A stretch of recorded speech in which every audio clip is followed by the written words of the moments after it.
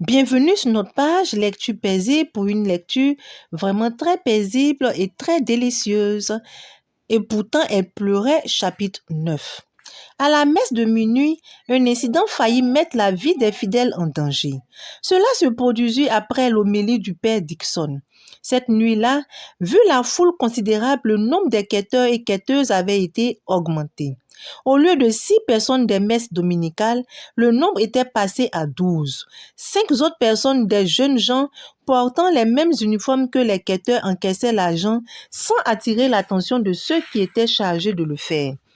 C'était au moment de se rassembler dans le fond de la cour pour procéder à la procession de l'offrande vers l'autel que les anciens remarquèrent les quêteurs inconnus de la paroisse. Il n'eut pas le temps d'appeler à l'aide.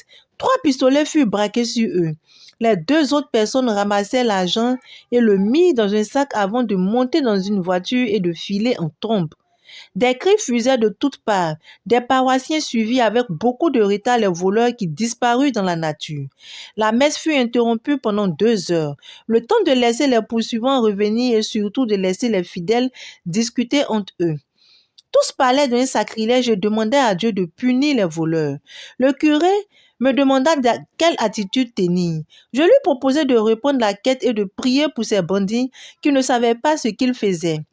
La deuxième quête donna plus d'argent que la première. Tous les fidèles étaient mobilisés pour réussir cette quête et laver l'affront. À la fin de la messe, le curé me laissa le mot de la fin. Je demandai aux fidèles de rester calmes durant le reste de la soirée, de continuer la fête comme si de rien n'était. Les voleurs venaient de prendre tout leur malheur de cette année et de la nouvelle année. Des cris de joie retentirent. Après la bénédiction finale, je fus porté en triomphe ainsi que le curé d'ailleurs. Seuls les propos sur le bonheur à venir semblaient intéresser les fidèles.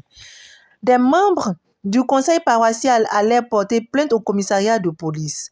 Un grand repas réunit de nombreux fidèles et les prêtres dans la salle des jeunes. Les mets avaient été envoyés par des familles de la paroisse. Le repas fut accompagné de danses et de chants religieux et profanes. Le curé, le vicaire et le stagiaire montraient qu'ils savaient aussi danser au son d'une musique de variété. L'abbé Williams admirait surtout les enfants qui restaient éveillés longtemps dans la nuit. Il ne regagna son lit qu'à l'aube. Il lui restait très peu d'heures pour dormir car la charge lui revenait de célébrer tout seul la messe du jour à 9 heures. L'abbé Dixon préférait rejoindre ses anciens fidèles villageois. Cette messe du jour rassembla un plus grand nombre de fidèles. Tous étaient vigilants pendant la quête. L'évêque arriva au moment des communiqués, à la grande surprise de tous. Il dit être venu affirmer son soutien à la communauté de Saint-Habib des Collines pour le drame qu'elle avait vécu la nuit dernière. Il leur recommanda de prier pour leurs voleurs qui avaient davantage besoin de leur pitié. Il demanda aux fidèles d'annoncer la bonne nouvelle partout et à tous, afin que cette jeunesse perdue vienne au Christ et sache que son bonheur se trouve dans l'amour du prochain. Il termina son message en annonçant une importante contribution financière de l'évêché à la paroisse. Il demanderait aussi aux autres paroisses de son diocèse de faire une quête spéciale pour Saint-Habib dans 2 semaines. Une clameur salua le geste de l'évêque et sa proposition. À la sortie de la messe, il fut assailli par les paroissiens qui voulaient, chacun à leur manière, remercier le plus grand responsable du diocèse. L'évêque n'entra même pas au presbytère pour prendre un verre. Il repartit rapidement pour être présent à la fin d'une messe d'une autre paroisse de son diocèse. La fanfare joua de la musique pendant des heures et permit aux fidèles de danser et de chanter. De mémoire de paroissiens de Saint-Habib des Collines, ce fut la meilleure fête de Noël depuis la construction de l'église. L'abbé Williams ne regrettait plus d'être revenu servir dans son pays. L'Église en Occident n'aurait pas réussi à lui montrer une si grande ferveur religieuse. 2 jours plus tard, il s'attarda à un cours de catéchisme donné par 2 jeunes de la paroisse à des adultes en 3e année. Des catéchumènes avaient pris beaucoup de retard et profitaient des vacances de Noël pour gagner du temps. Une vingtaine d'hommes et de femmes apprenaient le catéchisme avec des jeunes. Il appréciait leur humilité et souhaita leur poser quelques questions. Il demanda à une jeune dame de lui citer les 7 vices ou péchés capitaux. La dame d'une forte corpulence et à la coiffure masculine n'en cita que 2 et ne se rappela pas les 5 autres. Il désigna un homme qui ne fit pas mieux. C'était seulement la 9e personne, une jeune fille de 20 ans, qui répondit ainsi. L'abbé, les vices ou péchés capitaux sont l'orgueil, l'avarice, la luxure, l'envie, la gourmandise, la colère et la paresse. Très bien, ma fille. Et comme le dit votre livre de catéchisme, le vice qui commande presque tous les vices, c'est l'orgueil. À l'origine de nos colères, de nos palabres, de nos haines, il y a notre orgueil blessé. Cet orgueil nous faisant croire que nous sommes meilleurs que les autres. Cet orgueil qui a perdu les mauvais anges et qui perd tant d'hommes. N'oubliez pas chaque jour de dire la prière suivante. Ayez pitié de moi, mon Dieu, car je ne vaux pas mieux que les autres. Avant de vous quitter, une dernière question à la dame qui n'a pas répondu correctement. Oui, c'est vous. J'espère que vous trouverez cette réponse, sinon je vous rétrograde en 2e année. Quel est le plus grand commandement de Dieu? Tu adoreras Dieu seul et l'aimeras par-dessus tout et tu aimeras ton prochain comme toi-même. Bravo, madame. Je repasserai le mois prochain pour vous poser d'autres questions. Étudiez bien vos leçons. Une dame et sa fille attendaient l'abbé devant la porte du presbytère. Le curé s'apprêtait à envoyer le sacristain le chercher. Il demanda aux 2 visiteuses de le suivre dans son bureau. Il reconnut sans peine la fille de 12 ans qui prenait plaisir au vice à qui il avait demandé de venir le voir en compagnie de sa mère. « Mon père, depuis votre rencontre avec ma fille, elle ne parle plus que de vous imiter. Muriel veut devenir une femme prêtre. J'ai refusé d'accéder à sa demande et depuis des jours, elle ne fait que pleurer et refuse de manger. J'avais refusé de l'accompagner pour vous rencontrer, mais ses pleurs m'ont poussé à venir avec elle. Je vous la donne. Vous pouvez la prendre et en faire une femme prêtre. Muriel, es-tu sûre de vouloir embrasser la vie religieuse? Oui, mon père. Et pourquoi? Je voudrais faire comme vous. Sortir les profits de la déchéance. La discussion dura longtemps. L'adolescente s'entêta et ne voulait pas en démordre. Après un moment de méditation, l'abbé Williams accompagna la mère et la fille chez les religieuses dont la maison était située en face de la paroisse. Il fut reçu dans le bureau de la mère supérieure. De nombreuses religieuses vaquaient à leurs occupations habituelles. À leur vue, Muriel retrouva le sourire et la joie. Son visage connut une certaine illumination. La mère supérieure et le prêtre passèrent de nombreuses minutes à parler du vol de la quête, de la messe de minuit au grand désappointement de la jeune fille. L'abbé finit par présenter la situation de l'adolescente désireuse d'embrasser une carrière religieuse. Bob commença par sa première rencontre avec Muriel. La religieuse écouta en prenant des notes. Elle demanda à une autre religieuse de la rejoindre.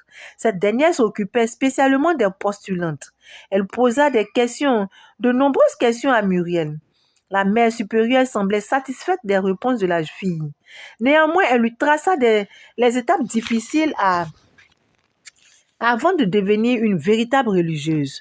La nouvelle venue, selon son âge et son expérience, passait par le pré-postulat avant le postulat. Ces 2 étapes pouvaient prendre 4 ou 5 ans.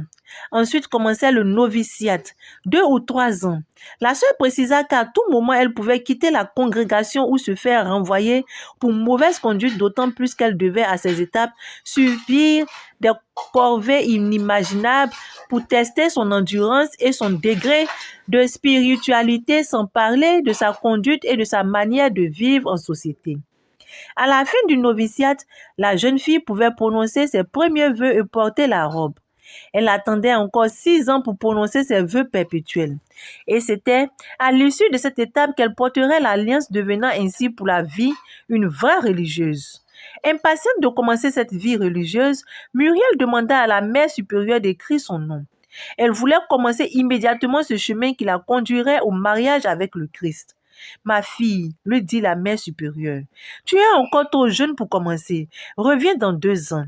Dans 2 ans, je serai très loin dans ma vocation. Je commence tout de suite ou je ne quitte pas ce bureau. » Muriel commença sa mère, qui était restée muette et craintive. « Retournons à la maison. Je te donne l'assurance que je te ramènerai ici dans 2 ans. Maman, inutile d'insister, je ne quitterai pas ce bureau. » Muriel dit Bob, tu vas reprendre tes études ou apprendre un métier durant 2 ans avant de revenir. Muriel se mit alors à hurler et à sangloter, attirant les autres religieuses dont la beauté surprenait la mère de Muriel. Tous les moyens pour la calmer furent inefficaces. La grande religieuse chargée des postulants s'approcha de la mère supérieure et lui murmura quelques phrases à l'oreille. La mère supérieure, au visage toujours souriant et épanoui, se laissa convaincre. Nous avons là un cas de vraie vocation.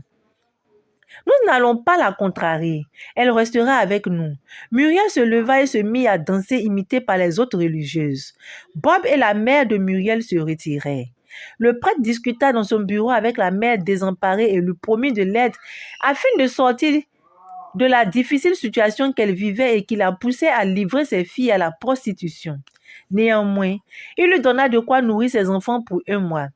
La vieille se jeta aux pieds du prêtre et lui demanda de présenter en son nom des excuses au bon Dieu pour l'avoir offensé durant de nombreuses années. Elle jurait d'avoir désormais un bon comportement dans sa vie de tous les jours.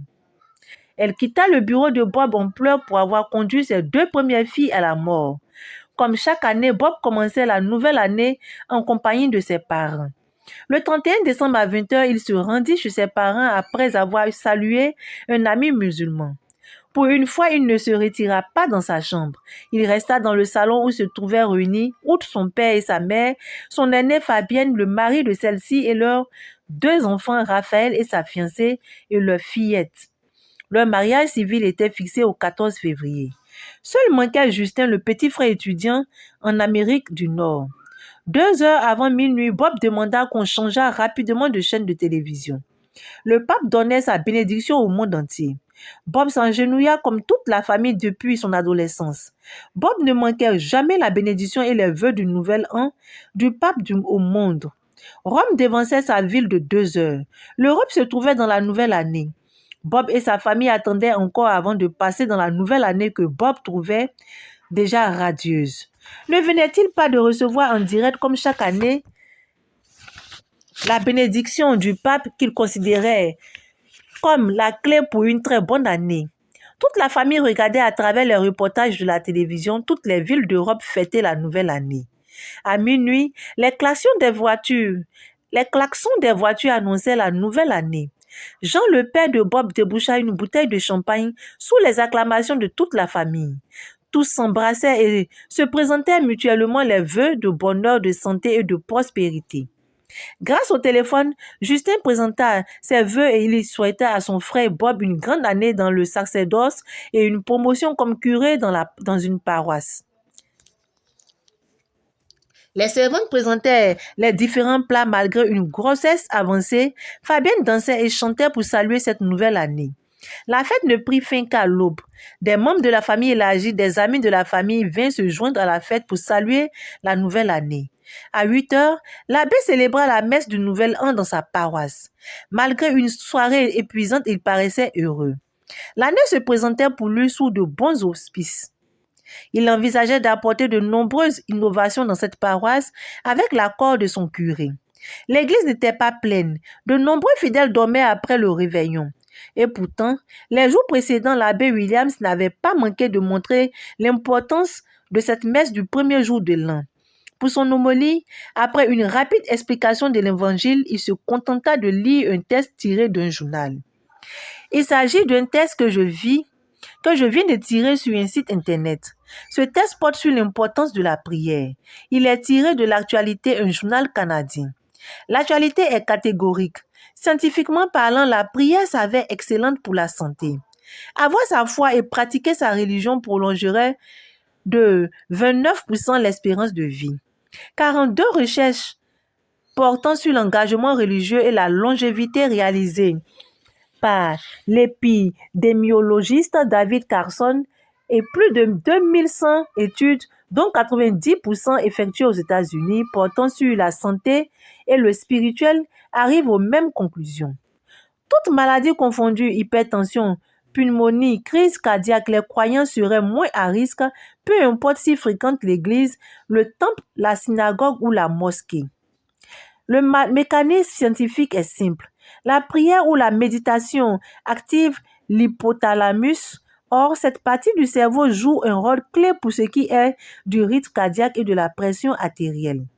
Elle régule aussi la sécrétion d'hormones comme le cortisol lié au stress et influe sur le fonctionnement du système immunitaire. Se plonger dans un roman ou prendre un bain relaxant provoque aussi des effets physiologiques bienfaisants. Mais ils sont beaucoup plus faibles que ceux qui sont observés lors d'une prière fervente ou d'une méditation intense. L'université d'Armouth au New Hampshire a fait une enquête sur 232 patients ayant subi une opération du cœur qui ont été suivis par des recherches de l'université. 6 mois après l'intervention, 11% des 85 patients qui s'étaient déclarés au départ peu religieux ou non religieux étaient morts. Mais tous ceux qui avaient coché très croyants, soit 37 personnes, étaient toujours en vie. À la sortie de la messe, presque tous les fidèles demandaient une copie du texte. L'une des paroissiens apporta des centaines de feuilles pour les copies. Ce texte suscita un tel engouement que tous les jours, la paroisse comptait davantage de fidèles. La ferveur religieuse passa à une plus grande dimension à Saint-Habib-des-Collines. L'abbé Robert Williams savait que l'une de ces réformes provoquait l'adhésion des paroissiens. En ce début d'année, il voulait en finir avec les homilies d'un autre âge enseignées depuis des décades dans les séminaires. Le vendredi suivant, après la messe de 19h, Joseph Kizito, le maître de chœur de la chorale des jeunes, demanda un rendez-vous avec le vicaire. Joseph enseignait la musique dans un lycée de la ville. Sa passion pour la chanson religieuse commença pendant ses études primaires quand il venait à la messe en compagnie de son père. Les chorales le fascinaient.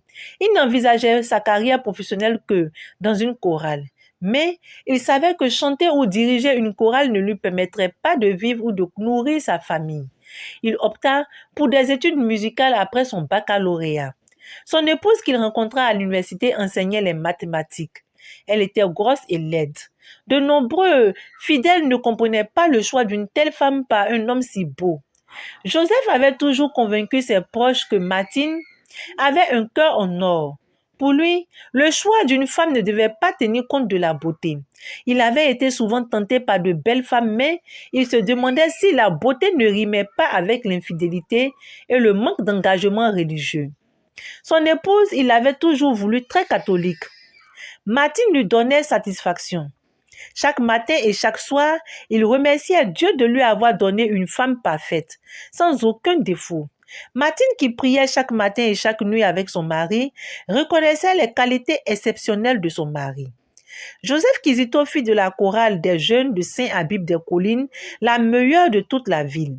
Elle gagna 3 fois successivement le titre de meilleure chorale lors du concours des chorales de jeunes du diocèse. Les organisateurs finirent par la mettre hors concours. Elle comprenait 80 chanteurs, dont 35 filles. Les catholiques et les non-catholiques venaient le dimanche à la messe rien que pour écouter cette chorale et regarder Joseph la diriger avec maestria. Le maître de chœur était en lui-même un spectacle. Joseph Kizito était une vraie personnalité dans la paroisse et même dans la ville et dans le pays. Sa chorale, qui voyageait souvent dans le pays et en dehors, venait d'enregistrer sa 3e cassette. Bob reçut Joseph dans sa chambre. « Joe, comment va Martine? Elle va bien. C'est pour quand? Dans 1 semaine ou 10 jours. Les médecins sont formels, c'est prévu dans 1 semaine. Que ressens-tu d'être un futur père pour la première fois? » Beaucoup d'émotions. Bob, j'aime beaucoup ma femme. Je me demande si je vais aimer mon enfant autant que ma femme, autant que sa mère.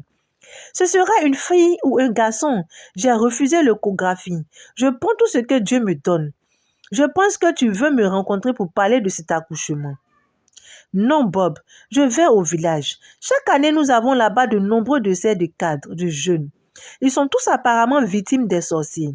J'ai proposé à l'amicale des fonctionnaires, des employés et des étudiants du village de rencontrer nos vieux. La proposition a été acceptée. Nous partons demain matin. Je suis venu te demander de prier pour moi. Commençons à prier. L'abbé Williams ne revit Joseph que le mercredi soir après la répétition de la chorale. Il semblait heureux de sa rencontre avec les vieux. Nous avons été bien reçus. Ils ont été très sensibles à notre démarche et ont reconnu eux-mêmes que la sorcellerie minait notre village. Ils nous ont dit de revenir samedi prochain pour une autre rencontre. Tous les vieux n'étaient pas disponibles, en particulier ceux qu'on soupçonnait de vendre l'âme de leurs enfants. Je repasserai vendredi soir pour qu'on prie ensemble avant de repartir au village. Ils se quittaient dans la gaieté. Joseph repartit chez lui accompagné d'une dizaine de choristes. 3 heures plus tard, l'abbé Dixon le réveilla. « Habille-toi très rapidement, j'ai une très mauvaise nouvelle à t'annoncer. On vient tout juste de m'annoncer la mort de Joseph. » « Quel Joseph? » « Joseph Kizito. » Bob était sceptique jusqu'à la vue de ce corps inanimé devant lui, dans une clinique proche de la maison du maître de chœur. De retour chez lui, Joseph avait appris que sa femme venait de partir dans une clinique pour accoucher. Elle était accompagnée de sa mère, de sa sœur et de sa cousine. Joseph décida de les rejoindre après le dîner qu'il prit en compagnie d'un de ses cousins qui vivait chez lui. Au moment du décès, il vomit du sang et se fondra. Il venait ainsi de mourir. La nouvelle plongea toute la ville dans une grande tristesse. Le père de Joseph voulait respecter la tradition de chez lui. Le premier enfant devait être inhumé rapidement. La levée du corps suivie de la messe se déroula le samedi matin. La chorale des jeunes de la paroisse anima la messe de requiem. Les pleurs se mêlaient aux chants dans toute l'église. L'abbé Robert pleura durant toute la messe. Heureusement pour lui, c'était le curé qui célébrait cette messe funèbre. À la sortie de la messe, plus de 100 personnes, en particulier des jeunes, refusaient d'admettre cette mort. Ils s'interrogeaient sur l'existence de Dieu. Certains prirent l'engagement de ne plus fréquenter une église et de croire désormais à l'astrologie ou aux féticheurs. Ils ne pouvaient pas comprendre que Dieu laisse un homme aussi pur dans les mains des sorciers. Plongé dans une grande tristesse, l'abbé ne répondait à personne. L'abbé Pierre Dixon tentait d'expliquer qu'on ne pouvait rien contre la volonté de Dieu. Le cortège funèbre entra dans le village de Joseph Kizito à 13 heures. La semaine précédente, à la même heure, Joseph commençait sa réunion avec les vieux du village qui avaient donné rendez-vous pour ce samedi à la même heure. Et voilà que son corps revenait pour être enseveli. Après les palabres, les libations et les cérémonies traditionnelles, le corps fut emmené au cimetière. Au moment de la prière devant la tombe, l'abbé Bob Williams promit aux morts qu'il le vengerait. Avant de verser l'eau bénite sur le cercueil, il demanda à tous les mangeurs d'âmes de se déclarer séance tenante. Dans le cas contraire, des sorciers commenceraient à mourir aussitôt après l'inhumation. Avant une semaine, aucun sorcier ne vivrait plus dans ce village, montrant ainsi la force du Christ nettement supérieure aux forces du mal. Seule une femme se détacha de la foule et présenta ses excuses au cadavre. C'était la tante maternelle du défunt. Elle demanda aux autres sorciers qui avaient participé au festin de l'âme de Joseph de venir demander pardon car elle connaissait la force supérieure de ce prêtre. Nous sommes 36 dans ce village, mais ce sont 19 personnes qui ont participé au festin de Joseph. Des pleurs ont passé à l'indignation et à la colère. L'abbé attendait toujours. La vieille fut ligotée et conduite chez le chef du village. Après 30 minutes d'attente, Bob se décida enfin à bénir le cercueil et à se retirer. Le père de Joseph reçut tous les amis de son fils dans la vaste cour de sa maison. Il les remercia avant de leur proposer toutes sortes de boissons. La gaieté revint même parmi les choristes. L'abbé trouvait admirable la force de caractère de l'homme qui, après une inhumation, retrouvait sa jovialité en 2 heures et souvent moins. La délégation se trouvait encore dans la cour quand des pleurs se répandirent dans tout le village. Les morts se succédaient aux morts. Au moment où l'abbé quittait ce village, on comptait déjà 27 morts. Cette cascade de morts donna confiance aux uns et aux autres dans la force de l'Église. Certains qui avaient juré de ne plus remettre les pieds dans une église revinrent sur leur engagement. L'abbé restait calme, toujours plongé dans la tristesse. Il trouvait les voies du Seigneur impénétrables. 3 jours plus tard, il reçut une convocation de la gendarmerie. Il s'y rendit tout seul. Le commandant de la gendarmerie l'interrogea sur les 59 morts du village de Joseph. Il répondit avec assurance à toutes les questions. Le commandant le remercia et lui demanda de venir dans son village où sévissaient les sorciers les plus puissants du pays. La paroisse ne désemplissait plus chaque jour. Des délégations venaient de tous les endroits de la ville ou du pays et demandaient à Bob de venir dans leur village. Bob expliquait inlassablement qu'il n'agissait pas sur commande. Les paroles de connaissance qui lui venaient sans qu'il s'en rende compte, les uns et les autres repartaient dessus. Tous les soirs, Bob se rendait au domicile du défunt pour voir la veuve et le nouveau-né, une fille. Martine, la veuve, restait inconsolable. Elle demandait chaque jour à l'abbé pourquoi Dieu avait été aussi cruel envers elle. Qu'avait-elle fait de grave pour mériter un tel châtiment? Malgré tous les conseils elle ne cessait de pleurer. Elle ne tenait pas compte de sa fille, curieusement née au moment même où son père perdait la vie. Dans ses pleurs, elle attribuait à la petite Amandine la cause de la mort de son père. Elle se demandait si elle pourrait continuer de supporter la vue de cet enfant. Sa mère ne cessait de lui répéter que la ville comptait des centaines de jeunes veuves. Les hommes mouraient beaucoup plus jeunes qu'autrefois. L'abbé continua de venir tous les soirs jusqu'à la fin du mois de janvier. Ainsi s'achève notre chapitre. Waouh! Franchement, depuis ma lecture du chapitre 1 jusqu'à ce chapitre 9 là, je suis convaincue moi-même que Bob était vraiment fait pour être un homme qui devait servir le Christ. Car il était honnête, il ne jouait pas à double jeu, il était franc, il priait réellement, il avait la crainte de Dieu. Il était généreux, gentil, il avait l'amour de son prochain. Alors je ne comprends pas pourquoi le résumé me dit qu'il va renoncer à sa vie de prêtre et aller même jusqu'à se marier, franchement. Alors que depuis le début de ce roman-là, on constate qu'il est vraiment gentil, il a vraiment la main sur le cœur et il veut vraiment sauver le monde. Et il essaie d'être comme le Christ, c'est-à-dire il fait de son mieux pour faire le bien autour de lui. Et vous, que pensez-vous de l'attitude du prêtre Bob? Sur ce, je vous dis à très bientôt. Bye!